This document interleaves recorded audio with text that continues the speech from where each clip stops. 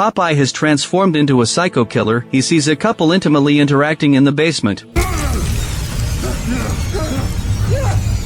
Witnessing the girlfriend being killed by a giant hand, the man bolts in fear. However, he is quickly caught and his brains are smashed. Next, Popeye quietly approaches a woman bathing in the yard from behind. The woman struggles desperately, but it's of no use. Then, Popeye continues to look for new targets. At this time, a man is admiring pictures of hot girls at the dock. Suddenly, an anchor flies in and pierces his lower abdomen. Blood splatters everywhere. Popeye rises from the water and steps forward. After securing the man's head, he violently yanks out his entire spine. But even after doing all this, it still isn't satisfying enough. He then tears off the man's head. What more insane acts will Popeye commit next? This is the latest American horror film that ruins childhoods. A woman encounters complications during childbirth. The doctor has to perform a C-section. Finally, a boy named Popeye is successfully born. However, he is born deformed. His strong arms fracture his father's hand when he grips it. As Popeye grows up a bit, he becomes the target of ridicule wherever he goes. A girl steps up to protect him, only to be pushed down. Popeye becomes angry and charges forward. His mother upstairs happens to witness her son commit murder, so she can only lock him in the basement. However, the news of Popeye's murder spreads throughout the village. The villagers unite to smash up Popeye's home, even set fire to burn the entire family alive. In the end, his parents are consumed by the flames. Soon, the fire spreads to the basement. Popeye calls for his parents, but receives no response. In order to escape quickly, he twists off the door lock and breaks the glass to escape. The villagers immediately chase after him, only to see Popeye hide in the water. They wait for a long time but don't see him surface and think he has died. 15 years later, influencer Munsa and her best friend arrive at the lakeside to shoot. Joining them is her friend's boyfriend. All three are relatively well-known local influencers. They specifically chose the lake where Popeye died, hoping to maximize the eerie atmosphere for their ghost story. However, Munsa, responsible for filming, suddenly looks serious. She said she just saw a shadow flash by. Her friend and the boyfriend become interested. They insist on exploring Popeye's home, and they want to start from the basement right away. Munsa is too scared to enter, so the couple ignores her and they enter the basement. However,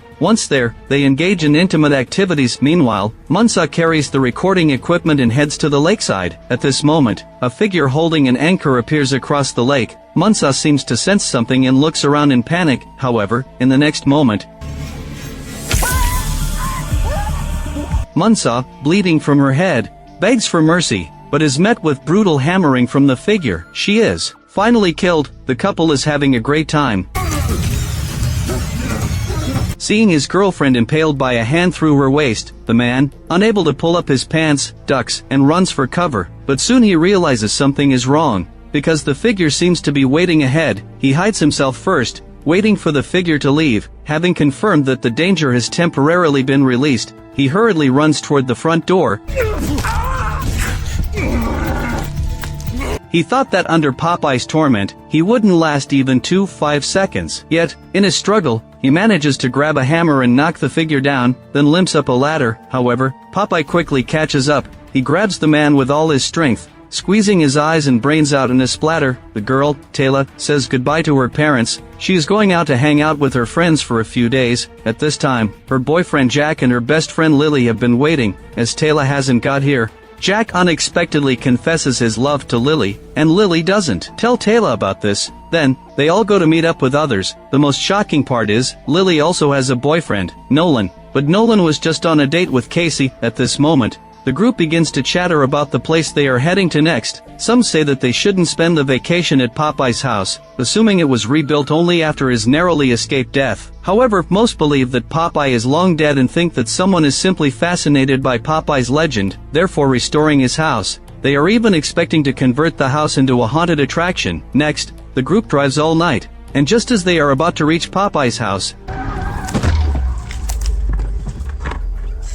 the ranger they hit first scolds them for driving carelessly, then asks what they are doing there. Taylor tells him the truth. He advises them that they should avoid going there because rumors have it that it is very dangerous. but they are not afraid at all. After arriving at Popeye's house, they suddenly hear a scream. Following the sound, they watch, only to be speechless. They find that their friend is just shocked by a hot tub here. Taylor explains that she and her father often come to clean, usually once a month. After all, this land was distributed to their family, and here, except for the signal, there's everything here. Then they start unloading their luggage. Meanwhile, Popeye, who has just returned from fishing, seems to sense that someone has sneaked into his home again. At night, Taylor takes out her phone to check the weather. Jack, who was surprised, asks why there would be a signal here. Taylor explains that's only part of it. She lied before, just to keep everyone from browsing their phones. However, at the moment when she sees the weather forecast, Taylor completely goes into panic. The weather forecast shows that there will be dense fog for several days, which is completely different from what she checked at home. Jack reassures her that it's fine, and they can have some fun staying inside. Meanwhile, the ranger runs to the lakeside for fishing. He suddenly hears a strange noise. Feeling curious, he gets up to investigate. However, in the next second, Popeye, possessing immense strength, kills him in no time. The group now is still enjoying their wine and barbecue. Being stuffed, they head inside to decorate the house. Suddenly, an uninvited guest arrives outside. It's a girl. She keeps urging them to leave immediately. Taylor explains that this land belongs to her father. If you leave now, we won't hurt you. Regarding the advice from this crazy woman, Nolan and the others certainly won't listen. Instead, they throw a bunch of trash talk to chase her away. Seeing this, the girl, Winnie, can only turn and leave. Taylor thinks Nolan and the others have gone too far, so she grabs her jacket and chases after her, catching up with her. Taylor keeps apologizing and asks if there's anything she can help her with. However, the girl runs away with a weird smile. After everyone goes back to take a break, Nolan and Casey go outside for a date again. Casey asks Nolan to break up with Lily, and if he doesn't want to, she can talk to her for him. However, Nolan is just goofing around with her, and he believes that Casey feels the same way. They are just taking what they need, so he just left, throwing her a word. Impossible. Casey, being rejected, is extremely upset, and she can only soak herself in the bath to get rid of the bad mood. At this moment, a strange fog suddenly rises around her.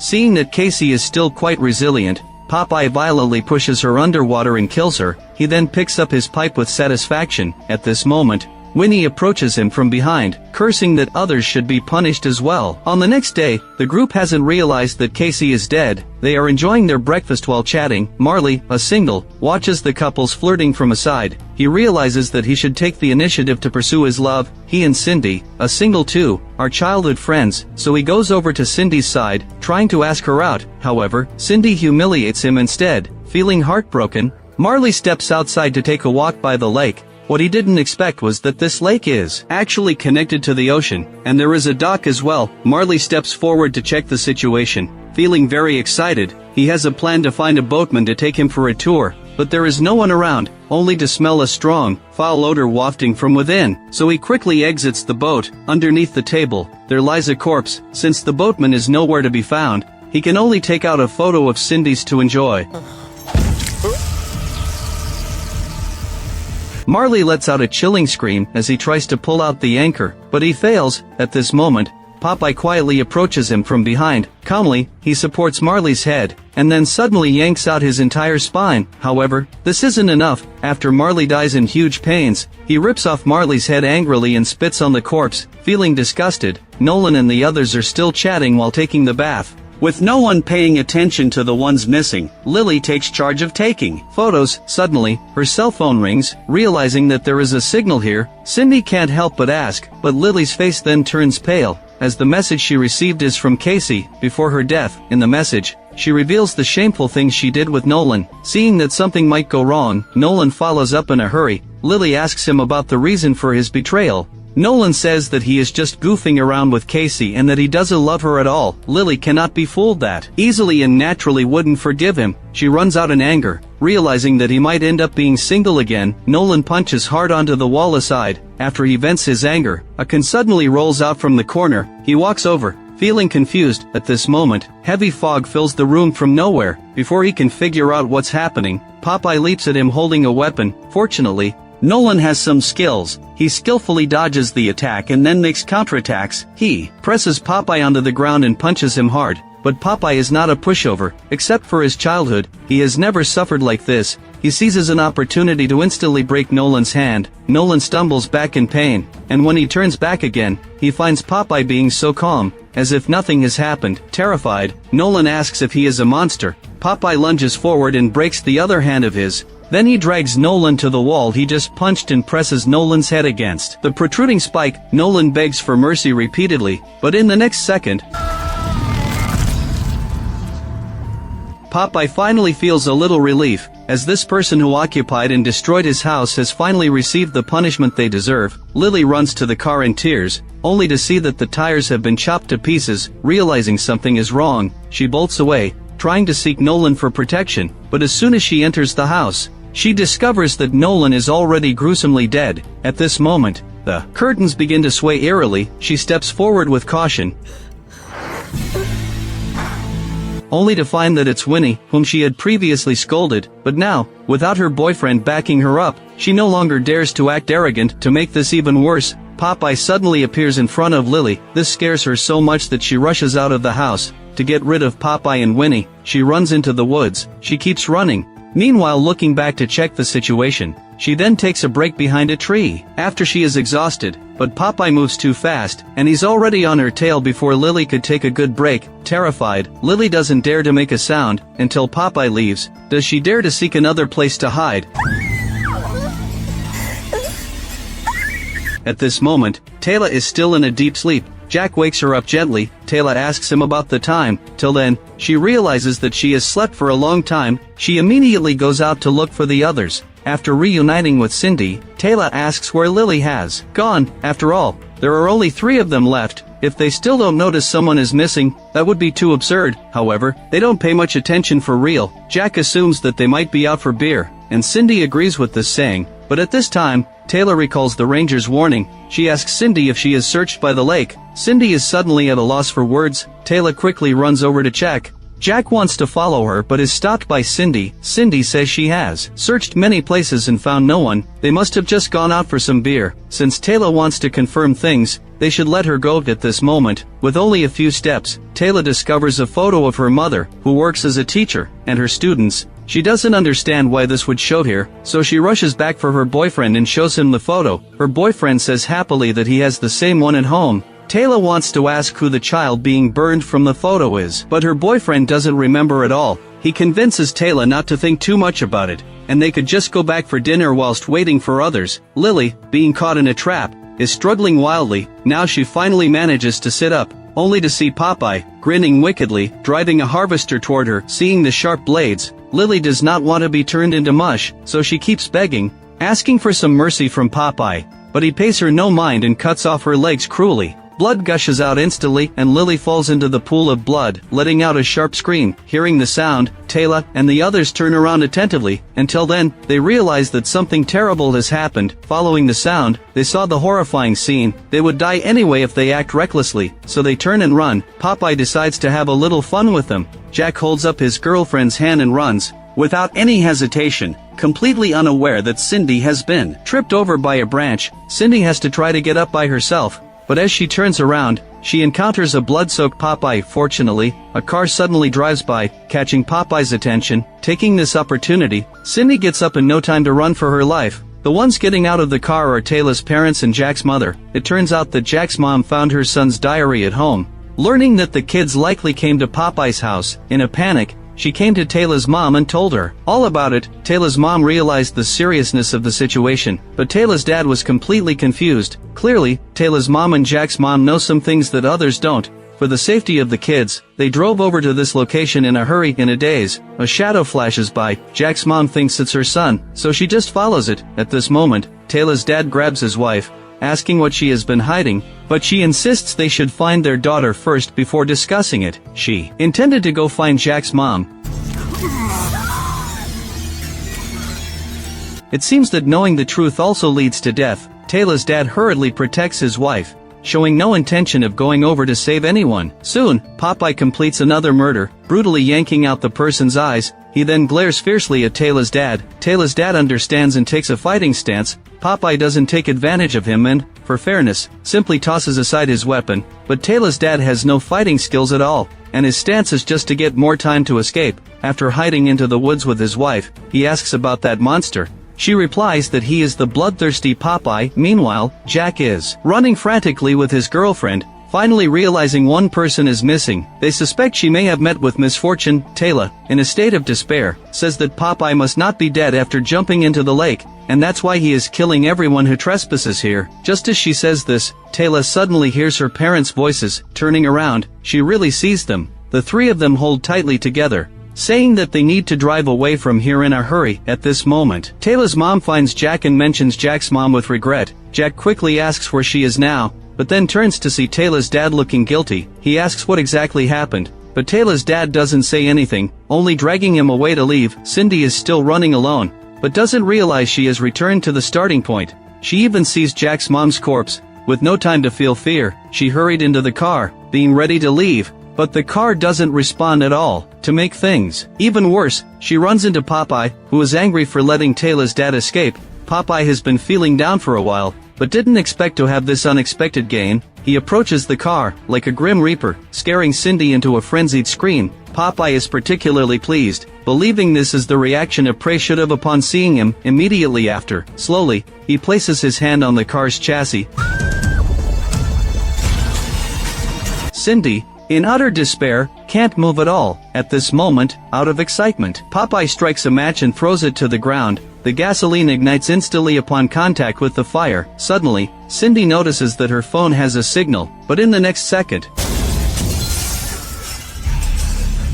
seeing the only car exploding, Tayla and the others feel helpless and devastated, but the top priority now is to evade Popeye's pursuit, so they hide themselves in Popeye's house and lock the door behind them. Tayla wants to know what's going on, and Tayla's mom finally reveals everything. It turns out that Popeye was once one of her students. Ever since he was driven to death, Tayla's mom has been having nightmares about him. Anyone who had any connection to Popeye back then has all experienced the same symptoms. In the dreams, Popeye demands that they rebuild the house. Tayla's mom knows that Popeye had been bullied since childhood, but she felt powerless to help. When Popeye was mocked and insulted, it was Tayla who stood up to protect him, only to be pushed down by others. This led to the subsequent tragic events. At that time, Tayla's mom, in order to protect her daughter from being affected, felt that Popeye had to die, so she joined in the attacks on Popeye's family. Just at this time,